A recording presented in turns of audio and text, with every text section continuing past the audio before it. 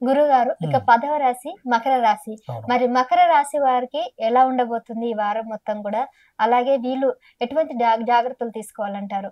మకర రాశి వాళ్ళకి ఏలినాటి శని ప్రభావం అంత్యంలో ఉంది.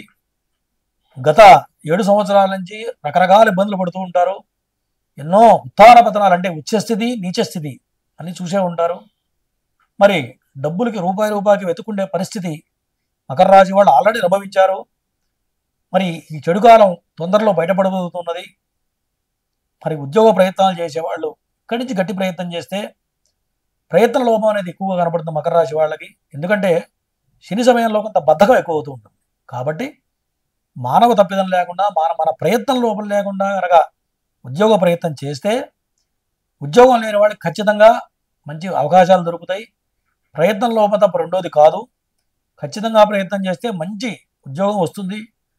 గత 7 సంవత్సరాలు ఏదైతే అనుభవించారో ఈ మకర రాశి వాళ్ళు ఆ ఇబ్బందుల్లోంచి బయటపడతారు. మరి ఆ చెడు టైం తొలగిపోవచ్చింది. మంచి సమయం రాబోతున్నది. మరి ఇక్కడి నుంచి ఇన్నాళ్ళు పడ్డ బాధల నుంచి బయటపడతారు. రాబోయే కాలం చాలా అద్భుతంగా ఉండబోతుంది. ఫైనాన్షియల్గా మీరు చేసిన అప్పుల్లో నుంచి మొత్తం బయటపడతారు కొద్ది కొద్దిగా.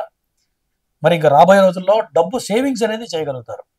గత 7 సంవత్సరాల నుంచి ఒక్క రూపాయి కూడా దాచలేని పరిస్థితి, అప్పుల పాలైపోవడం, సంపాదించినంత వడ్డీలకు సరిపోవడం జరుగుతుంటుంది. ఎంతో సంపాదించుంటారు.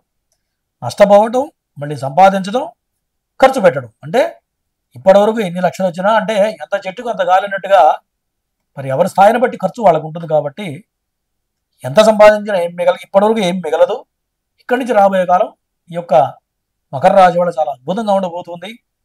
తర్వాత గురుగ్రహం కూడా పంచమంలో ఉండడం వల్ల సోదర విషయంలో విదేశీ ప్రయత్నాలు చేసేవాళ్ళు కానివ్వండి, విదేశీ విద్యకి వెళ్ళేవాళ్ళు, విదేశాల్లో ఉద్యోగ ప్రయత్నం చేసే వాళ్ళకి అనుకూల సమయంగా చెప్పబడుతుంది ఈ యొక్క మకర రాశి వాళ్ళు.